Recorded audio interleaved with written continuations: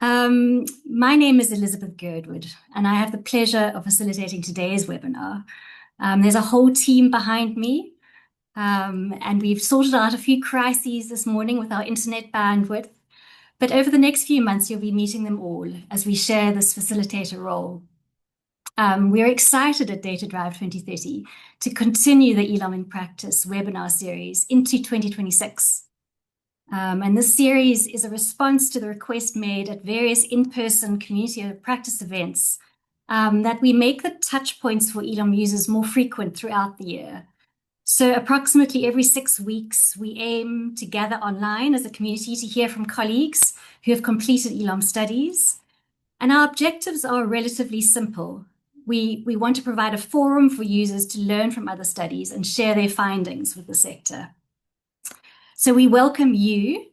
More than 250 of you registered, but I think you're trickling in slowly this morning. And we look forward to hearing your voices in this collegial setting. It's not as good as an in-person natter, but last year's experience showed us that this can be excellent all the same. We plan to give each webinar a distinctive theme to focus a discussion. For example, today we look at the experiences of a really interesting pilot study using one of the ELOM tools, the LPQA. After that, we get a deep dive into the experiences of those involved in parenting programs and using the home learning environment. And then first-time users of the ELOM targeting tool potentially, and those battling with fieldwork. We'd be so interested in your input as we design the series for this year, because it aims to be as useful as possible.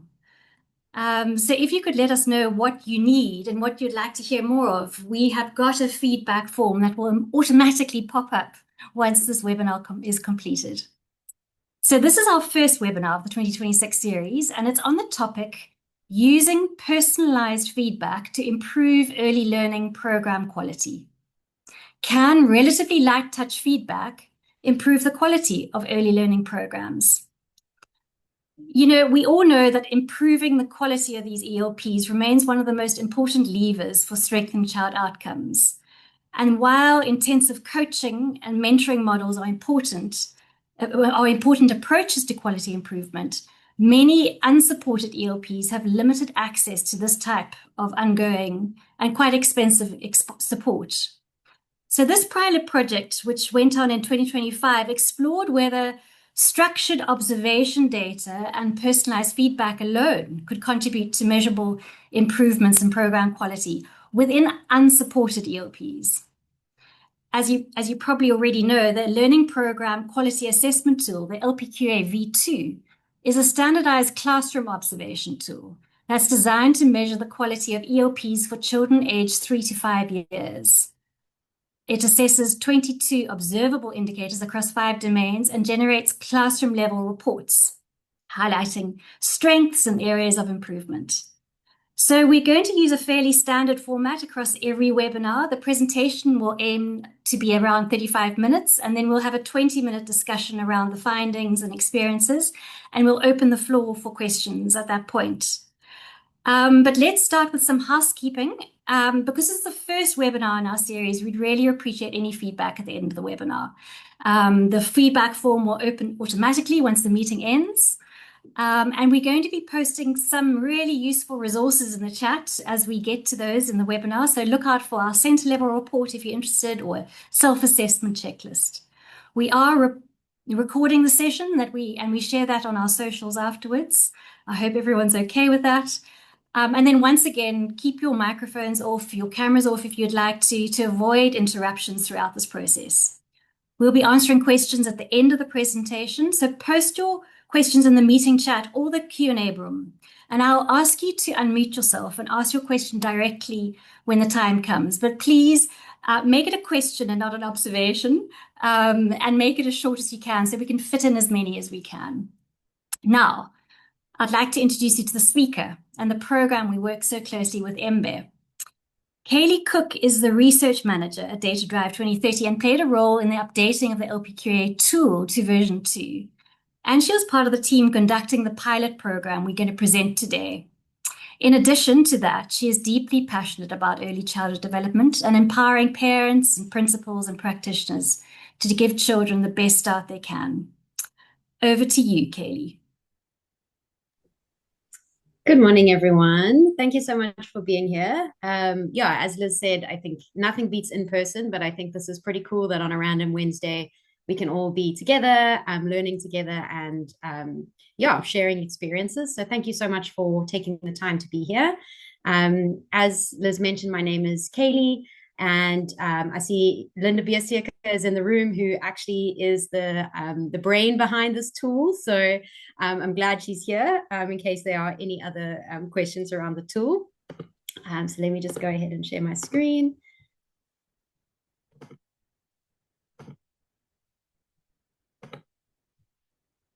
All right. So thank you so much, Liz, for introducing this and even kind of explaining the LPQA. That was quite great. So we're here today to hear about the findings of this pilot project.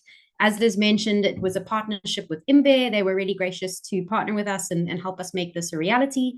And so we're going to hear about the findings and hope that it sparks some really great conversation amongst our users. So this presentation is going to be about, can LPQA, one of the ELOM tools, unlock genuine center quality? So before we start, I think it's worth speaking to one of Data Drive's core aspects of our theory of change, and that is data mindset. So developing a data mindset can enable what we call a data to action cycle. And what this looks like is when partners or when people trust data, they value it and feel enabled to use it, they are more likely to turn data into action. And one of Data Drive's, core contributions to the ecosystem is to try and make data as accessible to everyone as possible. So that is everyone from the government all the way to the practitioner in rural Limpopo who's working with 10 kids in her classroom. And this is an example of trying to really spread that access to data and make it useful for the full ecosystem. So for those who may not have experienced one of the ELOM tools, the LPQA version 2, I'm just going to spend some time explaining what it is. So the Learning Program Quality Assessment, our version 2, at Data Drive, we love acronyms because otherwise we'd take too long to explain everything.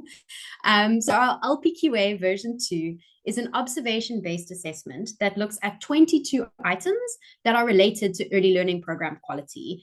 These are specifically aimed at process quality. So there are a few structural quality items, but really this is aimed at process quality. This is for use with group learning programs that are delivered to children 3 to 5 years, and it focuses on observing the provision and implementation of the learning program activities, and specifically it's aligned with our NCF curriculum. So how it looks in practice is that assessors will spend a minimum of 3 hours in a classroom at an early learning program. So they'll focus on one specific classroom, and they'll be there to observe the materials and the resources in the classroom. They'll observe the actual learning program, so watch all the different lessons or sessions of the day. And they will observe intently the interactions between the teachers and the children, as well as the interactions between the children themselves. So how it works is that these 22 items are split into sub-questions with simple response options. So if you have a look on the slide, we can see room arrangement. So room arrangement is item 1. It's split into 1A, 1B, and 1C. The assessor will read those and look out for them in the classroom during those 3 hours and tick the appropriate responses. Each of those responses carry a score. Those scores are summed, and we get a rating for each item. So an item will be rated as inadequate, as basic, or as good. As Liz mentioned, these 22 items are grouped into 5 domains. The details of these recent updates are actually published in our very recent technical manual. So if you're a technical person and you really want to dive into the details of this version 2 of this LPQA tool, it is on our website. But the 5 domains, very briefly, are materials and equipment. So this speaks to the availability, accessibility, developmental appropriateness of learning materials, and ensuring they support open-ended play and gross motor development. We look at planning and assessment, so how well the program aligns with our NCF, including looking at the planning, child observation, and progress tracking of children. The learning program domain examines the daily schedule, as well as the quality of the different aspects of the learning program, such as numeracy, literacy, different group times, and free play sessions. Teaching strategies refers to the strategies that support and extend children's learning. So, for example, using open-ended questions or encouraging independence in children. And the fifth domain is relationships and interactions. So this looks at practitioner interactions with children, as well as the interactions between the children themselves and the behavior management within the classroom. So this table is an example of something that gets put in the reports. So there are our 5 domains. They get a percentage score as well as an associated rating. So each item of each of the 22 items gets a rating. That's then calculated into a domain score. So for each domain, you get your score and your rating. And then we get a total LPQA score and rating as well. So here, what we mean by inadequate is when it comes to your domain or your total score, you got to score below 60%. And this means that significant improvement in this item or this domain is needed. Basic means that you got to score between 60 and 80%. So this shows that some things are going well, but there's still room for improvement. And good means that you've got to score above 80%. And that means you've met the criteria for good on this item. So there's not that much more room for improvement. So some information about the training and accreditation of LPQA assessors. This is slightly different to our ELOM 4 and 5. So assessor criteria, we're looking at the years of experience in ECD settings. So here we can't have people who are coming, from typical fieldwork settings who maybe haven't spent a lot of time in early learning programs. We really want people coming in with a good base understanding of what different centers look like in different contexts, and just understanding some of the key concepts of what an early learning program should entail. So that's really, really crucial for our assessors here. Obviously, tablet proficiency, because as you know, as users, that most of our assessments happen on Survey CTO. Here, because you're spending so much time in a center, professionalism and good conduct is absolutely crucial. Obviously, we need the clearance certificates as per our other tools. The current training involves a 2-day in-person training. It is 2 very full days.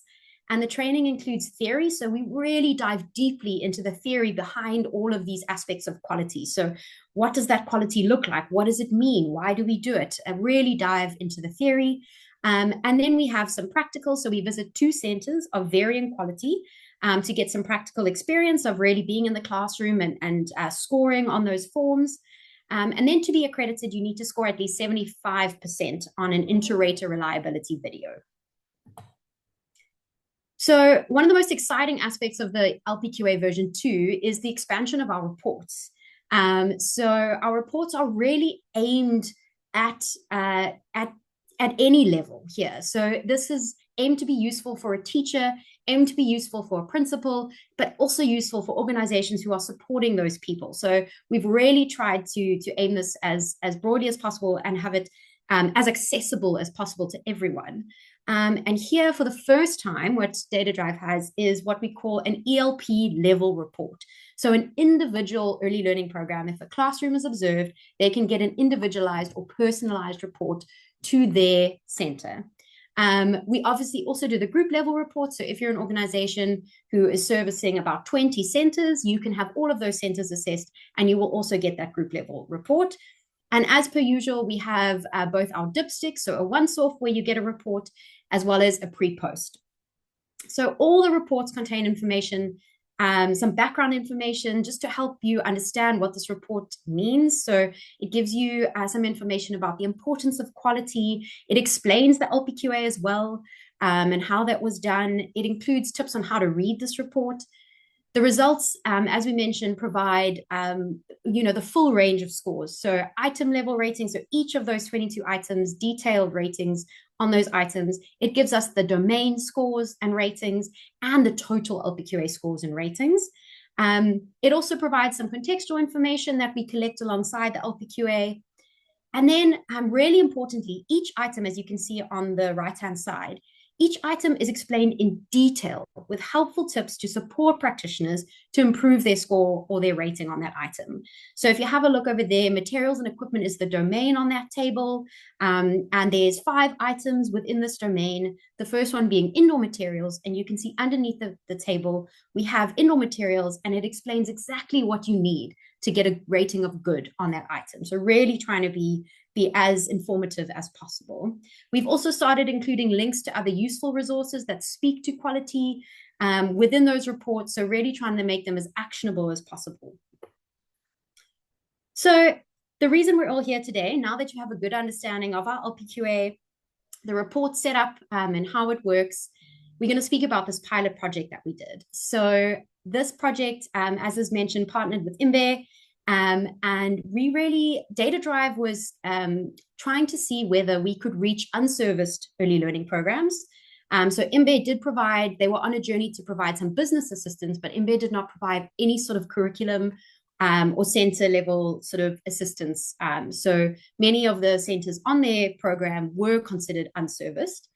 And so we wanted to see, could an LPQA assessment and report benefit unserviced early learning programs as well? And so we conducted this pilot project.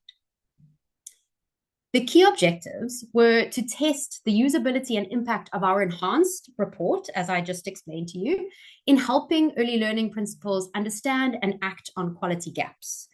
That was the main question, but we had some other questions as well, some other objectives, including evaluating the feasibility of linking early learning programs with NGOs or RTOs that were in the area.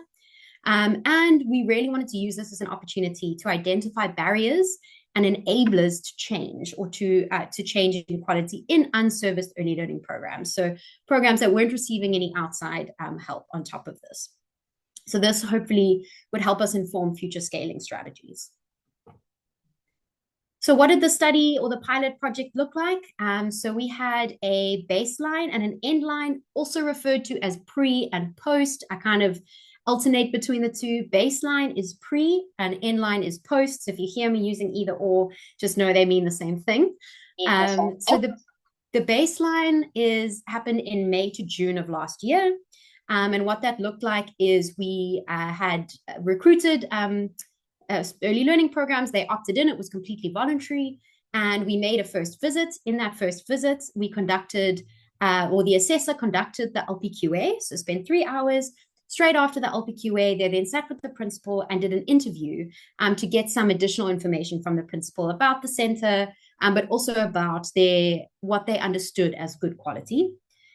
Then roughly 1 to 2 weeks later, they came back with the printed version of their report. So they had a personalized printed report that the assessor went back to the center and spent about an hour with the principal, handing over the report, explaining how to read it, what each section means, and really making sure that if there were any questions, the assessor could answer. So importantly, these assessors weren't coaches. They weren't saying, this is what you must now do. It was really framed at helping them just make sure they understand what they're reading and that report is useful to them.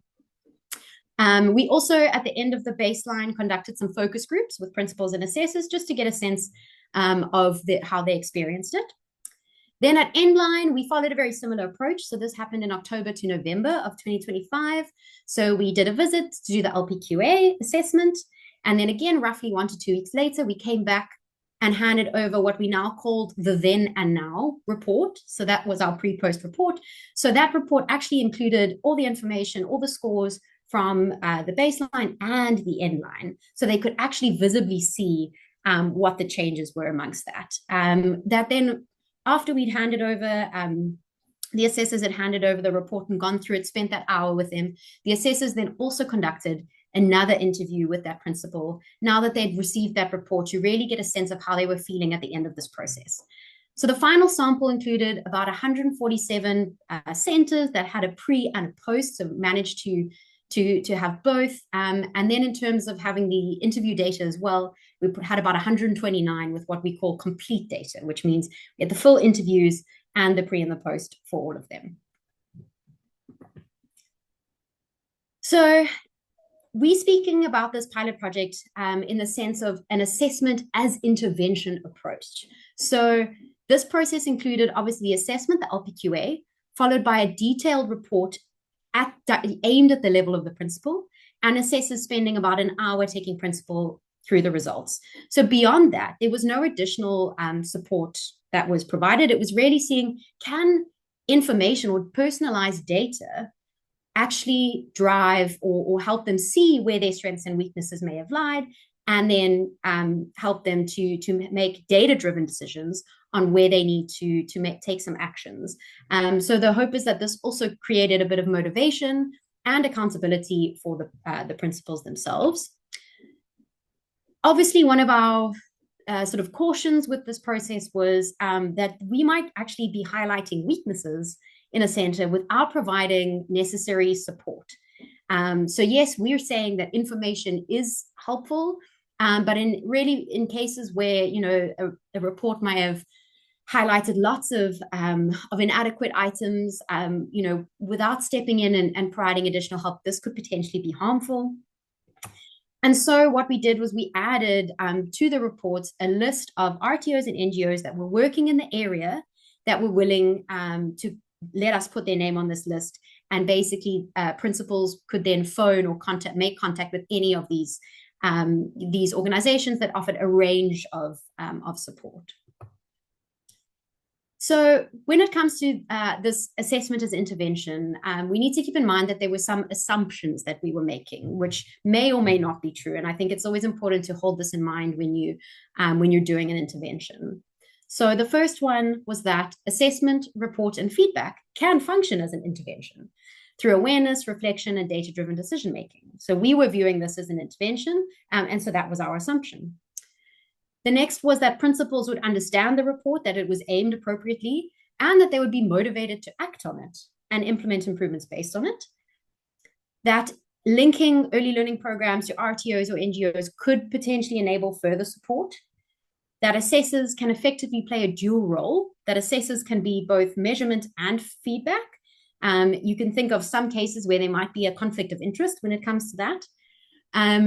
That information and feedback alone can drive behavior change, and that improvements in LPQA scores reflect meaningful quality improvement. Now, that's something for Data Drive to worry about. And that principals have sufficient agency, time, and resources to actually implement the changes that this data highlights to them. So for the project, we had quite a unique assessor training. This was the first time that we were involving assessors in the full loop. So assessors were assessing, but then they were also the ones responsible for giving that report and that feedback to the principal. So they could visibly see what their assessment was producing in the end. And so this was quite a unique position for all of us. And so what we did was we actually had 13 experienced assessors. So what I mean by experienced was these assessors they worked on the Thrive by 5 2024 and conducted anywhere between 30 to 80 LPQAs across the country. And so they'd spent a significant amount of time in centers and had a significant amount of experience conducting the LPQA. Even so, because it had been a while, we did a full training again. So 2 full days on the LPQA, really discussing all the different concepts, the scenarios, how to interpret what they're seeing, and how to really score accurately so we could get alignment in the team. We then also did some training on the principal interviews. We did training on actually the report handover, which was the part that was newest to everyone, that an assessor would have to take a report and actually, take a principal through it. There we did a lot of role playing. We actually brought some principals in with dummy reports and had them go through it. And then obviously field work, ethics and logistics.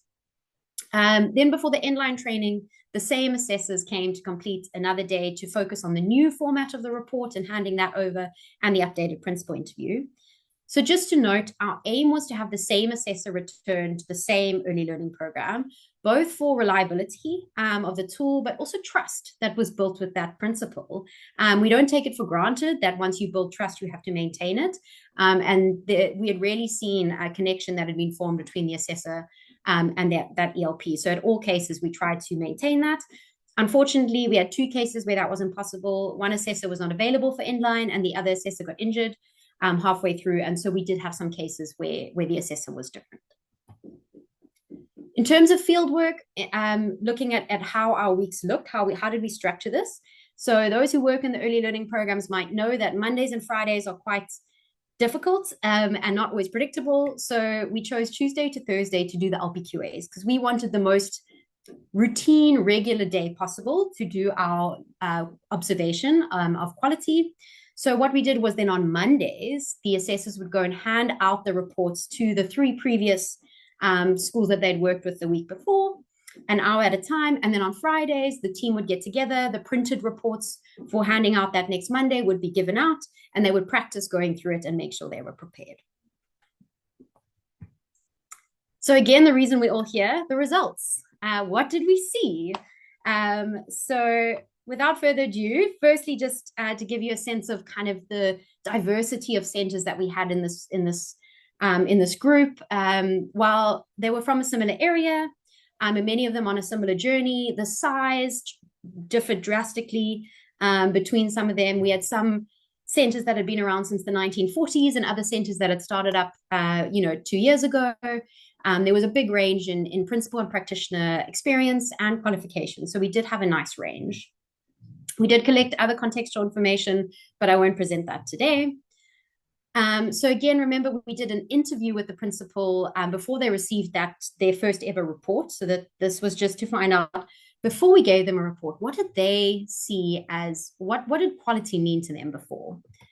And so we asked them how you understand a good quality program.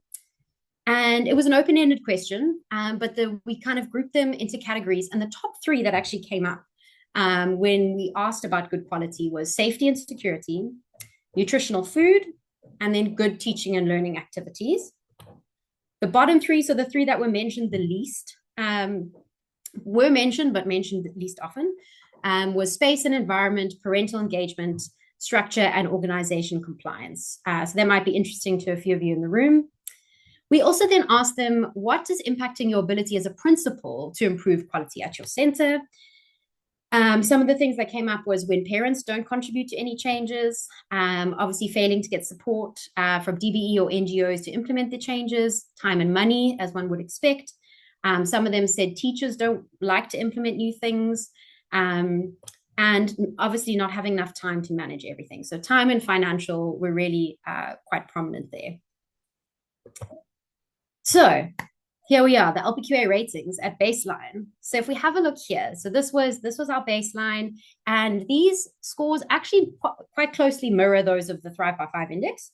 So the sort of nationwide results, where we found planning and assessment was the weakest domain. So you can see almost 50% rated as inadequate on planning and assessment. So remember, that's our structured planning, our following the NCF, but as well child observation and tracking child progress and recording child progress.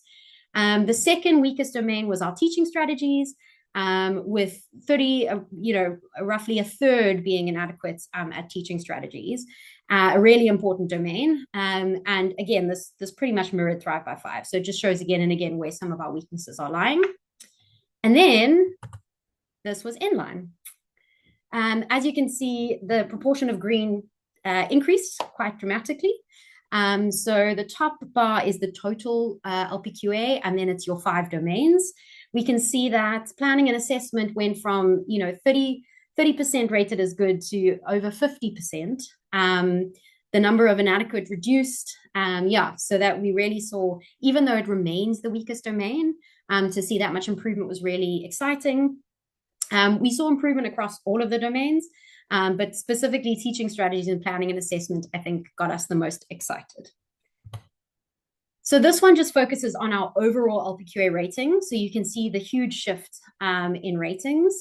But if we look at the specific numbers of early learning programs and where they shifted, we found that the biggest shift happened between basic and good, where about 40 early learning programs moved from basic to good, and only about 15 went from inadequate to basic. And so it kind of shows us that a transition from basic to good is potentially easier to improve when you're already at a decent sort of foundation, and potentially moving from inadequate requires a lot more support than just being given data. So that was the ratings, but we also wanted to look at the scores. So when I speak about the statistical tests that we did to actually check whether these improvements were meaningful, we were looking at the scores here. So those percentage scores for our domains and our total. And so here we can see sometimes it's hard to actually jump a category, a rating category, because you have to improve quite substantially to jump a category. But if we have a look at actually just the changes in the scores, we see that overwhelmingly the majority increased their total LPQA score. So 78% increased that score. We had about 5% that stayed the same, and we actually had 18% that decreased. So remember, this is scores, not rating categories. And so that's not unexpected. When you do an observation, it really depends on what's happening that day. Some of the assessors spoke to the fact that at inline, which I'm sure this is something that many of you deal with, early learning programs are really focusing on concert preparations and graduation, and not necessarily their normal daily learning, and that may have impacted some of the observations that they had that day. But we did. It's not unexpected to have seen that. So this very exciting graph shows us the baseline and the inline percentage scores. So the first dot in the graph under baseline is their baseline percentage score. The second dot is their percentage score at inline. So the steepness of the line shows us how much they increased by. So if you have a look at planning and assessment, we can see that's the steepest line there. You can see they started really low compared to our other domains, but increased, still the weakest, but increased substantially. Whereas if you look at the line at the top, the light blue one, relationships and interactions, there was still improvement. The line is still quite steep, but it started quite high already. It was already quite a strong domain. And so what we did was, as researchers, we like to see whether these improvements are meaningful. And we do that through statistical tests. So we used paired t-tests to see whether this change was statistically significant and meaningful. And the answer was that all of them were. All domains showed significantly higher scores at inline. In particular, the total LPQA score increased by almost 9 percentage points, and the planning and assessment by almost 14 percentage points. So really large, and the planning and assessment a moderate effect size as well. Andy Dawes, I did see you here. So today is not about the stats, okay? So you can ask me those questions later.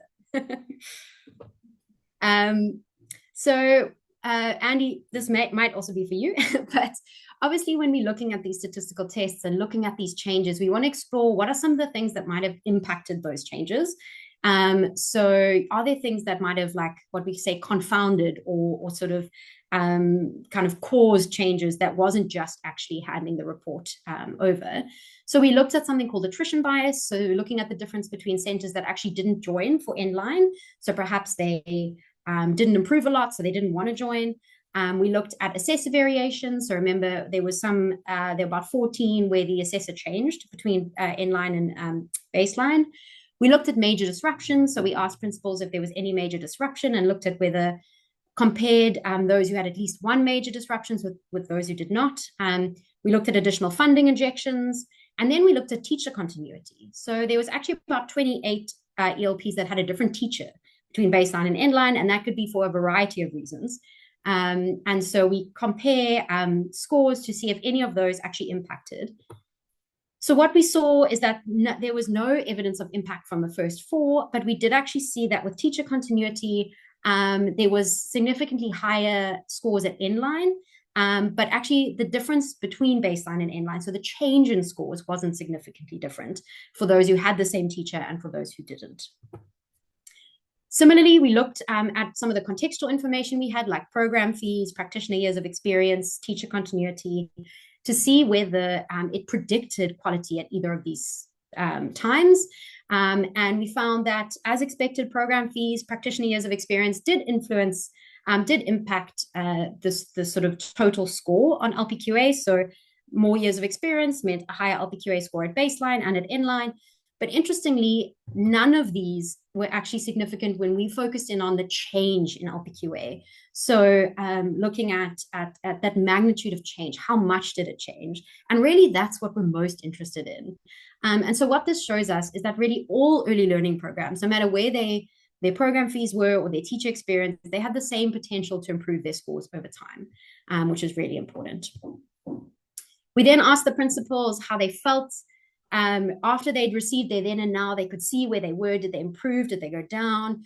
After the assessor had spent an hour doing that with them, they then did an interview and said, how did you feel after receiving the then and now report? And overwhelmingly, they felt very encouraged. Again, we were worried that this could be something that could discourage them. And we do see a small percentage that were a bit discouraged. Perhaps those are the ones whose scores went down.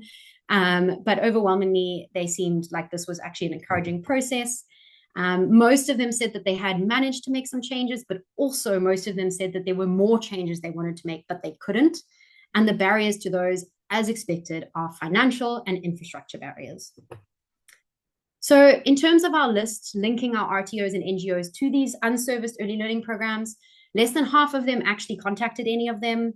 Of the 57 principals who had reached out to some of these, only 13 received support. And the reasons for not receiving support were sort of either no response. Someone said that they were asking for money to register, which I'm not sure about. And then the majority was wait till the next intake time. So we just need, if we want to do this again, we need to think about including intake times in the lists. But principals had not previously been aware that the support was actually available to them. So even though this hadn't really taken effect yet, this will hopefully lead to further support for these unserviced ELPs in the future.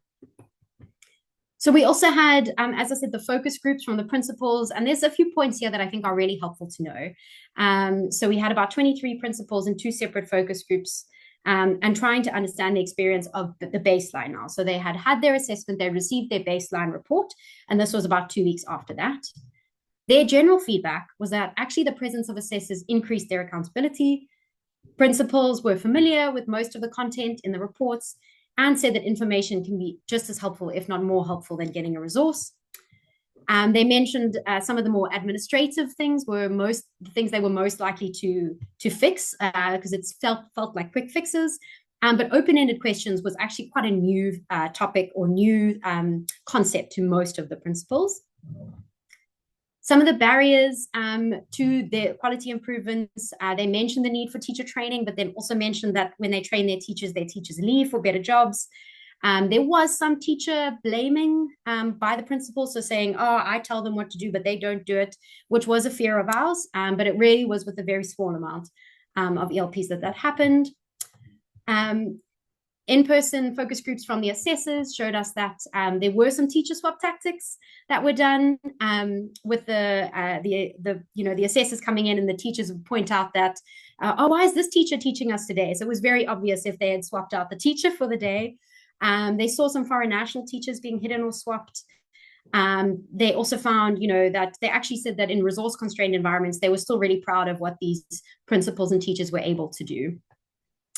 Very briefly on the report handover, the reports were welcomed. They appreciated that the reports were framed as not judgments, but as really encouraging. They said there's no one size fits all for how to give feedback. That the principal, you could have it with the principal alone or include the teachers, but it really depended on the dynamics within that school. So as I said, there was some teacher blaming, but really it was a very small proportion. So I am conscious of time. So just to wrap up, so overall, the results suggest that the LPQA assessment with an in-person handover and orientation can lead to meaningful improvements. Thrive by 5 revealed that planning and assessment and teaching strategies were the weakest domains, and this intervention actually did have quite a meaningful impact on both of those. And so how we see this being used in the future is, other organizations who maybe have unserviced early learning programs might be able to use some of the trained assessors to do this project, or users who already follow a coaching model can really use these ELP level reports and feedback in the work that they do. So this is an example of some of the other LPQA resources we have. So we have a self-assessment for teachers. We're developing some infographics on some key aspects of quality, and open to any other ideas of how we can really support and build the resources around building quality. So thank you so much, and looking forward to some questions. Wonderful, Kaylee. I'm sorry to have speeded you up at the end. I really do apologize, but it's such a great topic. It's such an interesting topic, and I know there are going to be a lot of questions. So I just was very mindful of keeping our last 15, 20 minutes free for that. So thank you so much. I know Peter had a question. He put it in the chat. Peter, I don't know whether you could unmute yourself and ask your question directly. Yeah, hi. Let me try that. Can you hear me? Yes, we can. Go ahead. Yeah, I was just curious about the planning and assessment improvements were obviously quite significant. And I don't know if this is something you have a clear idea of, but getting a better sense of what was driving that improvement. So there's the report that's given, there's an element of coaching or feedback, but those are quite big improvements. Just curious if there's anything more that you could maybe add some flavor there. Yeah, sure. So I think the planning and assessment, like I said, it's largely admin related. So it also talks about, having your weekly and daily plans, like that structured planning. And I think getting a report saying this is not what they're not doing that. Maybe they didn't have an observation book. And in the report, it said you should have an observation book and teachers should be observing children and noting down things. It was quite easy shifts that didn't actually require any additional resources. It was just like, oh yeah, we should be doing these things. These things are important. And so I think that was really it was what you could call a low hanging fruit for them to be able to implement. Thanks, Kaylee. I've got a list of hands in the air. So Nick Dowdle, I wondered if you could unmute yourself and ask. Thanks. Thanks, Liz, and thanks so much, Kaylee. This is really fascinating and super exciting. One thing I was thinking about a little bit as you presented was the extent to which perhaps if it was, and I think as I understood it, it was the same assessors that went back to the program at Endline. Were you concerned in any way about them kind of, I don't know, like a perceived demand effect in terms of them wanting to see improvements because they were aware of what the kind of program and light touch intervention was aiming to achieve? And was there any way of kind of controlling for that or tearing it apart? Or be interested in your thoughts on that. Yeah, really good point. And I think that's the sort of conflict of interest of kind of the assessor being both that we need to think about and weighing that up with the trust built. And I think we hadn't planned a pre-post from the beginning. So actually the first time these assessors joined, we were just going to do once off. The project kind of took on different points. And again, these assessors weren't linked in any way to IMBE or to the ELPs. This was, a once-off project. So I don't see why there was no incentive for them. It's not like, that we praised them. We didn't even look at individual assessors and sort of, did your classrooms improve? That really wasn't the focus at all. So yeah, I mean, we didn't control for it. But I think there really was an incentive for them to do that. Where there might be incentive, I think, is through coaching models potentially. Where you need to show someone that you managed to coach them to improve. But I honestly, I'm not too worried about this group. I think that really, I don't think it was incentivized in that way. Thanks, Kaylee. Andres, I've got you next in line with your question. If you could unmute and thank you. Go ahead. Of course, no. Thanks, Elizabeth, and thanks, Kaylee, for the presentation. Just a quick one. I was wondering if the LPQA tool has ever been used as like a coaching tool, where following the observation, the observer or the coach will give feedback on the sort of deficit areas. So, Data Drive was mostly focusing our tools on measurement, good quality measurements. And the LPQA is really the first one where we're starting to see it being used in ways like you're suggesting. That actually this could be a really great framework for coaches to use. That is in addition, I mean, we know there's lots of other things that are really important for quality, particularly like compliance level things, infrastructure, safety and security. That's not included in the LPQA. So I wouldn't say this should replace coaching frameworks, but this could be an additional tool for coaches to use. Absolutely. It's something new that Data Drive is thinking through specifically for this tool. I see. And I was wondering if there were any sort of adapted versions of that you guys have ever developed, or that's still sort of in the works? What do you mean by adaptive versions? Like, as in whether you think that the LPQA tool as itself would be sort of suitable for a coaching tool, or you'd think there might need to be slight modifications made to it to be sort of utilized in that way. So, I mean, we already we kind of see it as is. It can be used in that way. Obviously, Okay, for version brilliant. 2, and to get those full reports, it has to come through data drive. Uh-huh. We do have that self-assessment that links to these things, that is available on our website as well. So yeah, we kind of building out sort of more accessible versions, but as is, I think it could be used. Yeah. Awesome. I Thanks, appreciate that. Kaylee. Thanks, Andres. Thank you so much. Melissa King has got an interesting question that Linda Biersteck has actually also followed up on. Melissa, I wondered if you could unmute yourself and ask about teaching strategies. Hi, everyone. Thanks. Yes, I saw Linda's comment and Amanda had a comment. So it's just that teaching strategies, it's such a big topic, right? And feedback, of course, is useful, very useful, and can help if the teacher actually takes it on board and reflects on it and so on. But I think the question of learning to change your strategies and also then embedding it in your practice around sustainability and how long it takes. I mean, these are all, I'm sure, things that have come to mind. Any little bit helps, right? But that whole notion of actually shifting the way you teach is quite a long-term project. And we know from other projects as well that sometimes when interventions happen, people come and get a kind of a post assessment, and then they're on their kind of best practice behavior, and then they go back to normal business as usual. So those are just some thoughts that came to my mind about it, but that's not to negate the effect that good feedback can have. Thanks. Yeah, I had a slide on limitations, and one of the big limitations was we don't know how long these improvements are sustained for that exact reason. So we're saying we saw these small things, but without someone routinely coming back or checking up on kind of that constant reminders, we don't know how long this is going to be sustained. And things like teaching strategies, it's such a different, it's really a behavior change mechanism. So small incremental improvements are obviously, as you say, welcomed, but I think we need to be aware of, without really intensive support beyond this, we don't know how far these, specifically with concepts that are sort of newer to principles. Thanks, Melissa. Thanks, Kaylee. Grace Leach, you've been very patient with your hand up there. I welcome you to ask your question. Thanks, Elizabeth, and thank you so much, Kaylee. I just was curious about if there was any work done on separating the effect sizes, I guess, but separating the effects between the actual report and the detailed feedback and the in-person sort of explanation and handover, because those can be seen as two separate instruments or separate sort of things that the practitioner experienced.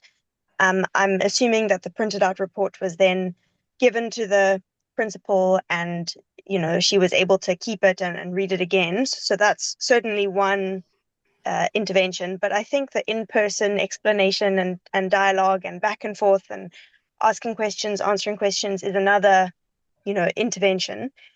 And I'm just wondering if you did any work to separate out those two effects, or if it was kind of bundled all in one.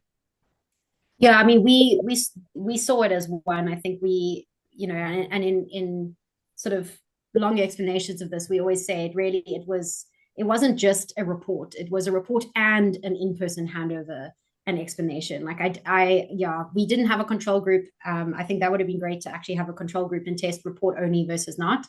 But as I said, the project sort of grew its own legs as we went. But I think that's something in future to look at. I know for a fact the principals were so enamored with having a printed out report that had their name on it, that was detailed, and that they had someone to ask questions to. But specifically, I think these assessors, they weren't ELP coaches. They weren't quality coaches. These were field workers who'd become assessors, who'd spent a lot of time on the LPQA. And so they weren't told to go like, okay, then tell them, if you're doing this, rather do this. It was really focused on explaining the report, less so the coaching. So yeah, it's harder to disentangle it. But our team walked away from it saying, like, it was the package. It was the data, the report, but then really having someone take them through it. That was really important. Cool. Thanks, that's helpful. Thanks, Grace. Thanks, Kaylee. Andy Dawes has a concern. I think, Andy, do you want to unmute yourself and describe it about the RTO link up and why that was so poor? Thank you. Can you hear me? Yes, we can. Wonderful story. Thanks very much. But it does seem to me that the follow-up question is really important. You weren't able to do that. It'd be very nice to actually have a follow-up and measure these programs in 6 months' time. Obviously, children have changed, teachers have probably changed, so those are bothers. But my concern was so few RTOs were connected to these programs after you had been there. And it seemed to me to be something that's central for sustainability of support and change. Otherwise, what can happen with an intervention like this, it looks like cheap and effective, so let's just do that. And I think the standard should be to start with a link to the RTO from the beginning. Bring them on board, share the report with that RTO, and then engage with them to help the program carry on for a period of time. It's a suggestion. Thanks. Thanks, Andy. I mean, I think that DataDrive's initial kind of investigation into this was to actually think about that large percentage of early learning programs in South Africa that aren't accessing that service, and whether we could provide light touch kind of assistance. But I think in the back of our minds, we all know that it's, again, that fear of ours that if you highlight weaknesses but don't provide the support, how's this going to look? I think the fact that a lot of them found it really encouraging was great. Even those with like really, really poor reports came to the focus groups and were super engaged and like loving the process. So that was really interesting to us. I mean, that's the ideal world for sure. But I think it's in reality, that's quite a hard thing to get right. I think Thanks, Kate. I think, if I may just continue quickly, I think I raise it because to me, if we are going to improve quality at scale, we've got to actually have continuous support for programs like this, preferably through the District Office of DBE, linking to the RTO in the area where these places are situated. Yeah. One-off is fine, but I can't see this being a sustainable change over time. Thanks. Thanks, Andy. I'm so mindful that we've got 6 minutes left. So Amanda Edwards has got an interesting question about the time between baseline and endline. Amanda, could you quickly ask your question? Because I think it has relevance for everyone. Hi, thanks, Elizabeth. I think it's mostly been answered. Just how long, what is the distance, what is the time frame between baseline and endline that would show meaningful change? We looked at it in quite a short period of time in this assessment. But I'm thinking of kind of bigger project impact evaluation pieces that can be used as interventions as well. So you could almost hit two birds with one stone. But what is the minimum or maximum amount of time between? I'm not sure you'll be able to answer it, but it'd be an interesting thought. Thanks. Yeah, I mean, I'm not sure. I mean, I think in some ways, a shorter time, you're more likely to almost see good results because they're still motivated in that moment. The reports may be still fresh in their minds, and they have that accountability and that motivation. It was about 6 months, 5-6 months. So we didn't tell them we were coming back. So after the initial project, it was really like, thanks so much. That was the project, that was it. And then suddenly we were like, okay, we're coming back. So it's not like they were incentivized. They were never told ahead of time that we're going to come back and do another one, which I think is helpful kind of for the reliability of our results. There was no incentive for them. Until about the week before we came, we phoned them and told them that. So I think for different items, it will be different things. For more low-hanging fruit administrative things, it could be really short amounts of time. You might start to see that improvement. Behavior change, things like teaching strategies, that takes a little bit longer. So I don't think there's a perfect amount of time. I think pre-post within ELPs, because of this last term 4 and term 1 being so tricky, our timelines for when is the best day, time of year for assessment, we're kind of limited to those. So I think that's always something to remember. When you're doing an LPQA, you want it to be the most typical day possible for the children. Thanks, Kaylee. And literally my last question, Emily, Orion, I know the chat's erupted into questions, but Emily, I wondered if you could quickly ask yours about infrastructure. Yes, thank you so much. Oh, I'm so happy that you've managed to fit us in.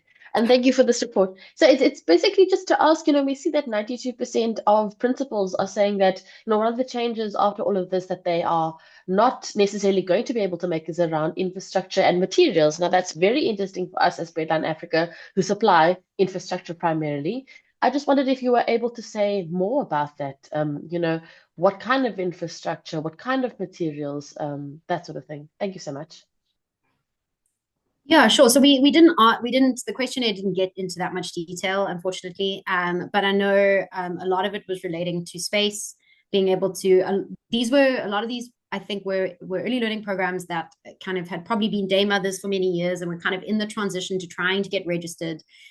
These were mostly lower income. And so in terms of infrastructure, a lot of them were in sort of households and they needed more space, or they were working with very, very small spaces. They needed better toilets. They needed better. So it was infrastructure in that sense, from what we got. Materials, I mean, I think that always comes up, resources and materials. But one of the things we see often, and that the assessors reported a lot of, is that there were materials and resources that were often sitting in the principal's office. So there's often materials and resources that, because they're so treasured and it's such a they don't want them to be broken or anything, they actually don't use them. So assessors had to say, hey, bring those out. Those are really good, So that's something that anecdotally we're seeing a lot, and we're hearing from assessors a lot. So yeah, we don't have those details, but I think a lot of it is just dealing with very small space, informal buildings, those types of things. Thanks, Kaylee. And I'm sorry to those I didn't get through to. I know there were lots of interesting comments still in the chat. But I think out of respect for everyone's time and the fact that we do want to run these webinars quite frequently, let's wrap up now. It really was a fascinating topic. We are delighted, thank you, Sarah, to upgrade our Zoom accounts to accommodate our growing audience, which has been really exciting over the last year or so. I would like to just say, look out for our next ELOM in Practice webinar. It's going to be happening in mid-June. Details will follow. And a reminder to you that the Zoom feedback form is going to come up, hopefully, automatically when this webinar shuts down. And I think that's all we've got time for. So to thank you all for your presence. Can I make one quick comment? Yes, go I for did it. see a message about training there. I just wanted to flag that this is a newer tool. We have very few trainers on this tool, so please bear with Data Drive when it comes to accessing training. It's really tricky. We obviously know that this tool is gaining momentum, but yeah, please bear with us. We don't just have many trainers at our disposal to sort of send around the country. So we're passionate about it. We want this to get out, but we're getting there. Thanks for that dose of realism. And on that note, thank you everybody, and have a lovely rest of your Wednesday. Goodbye.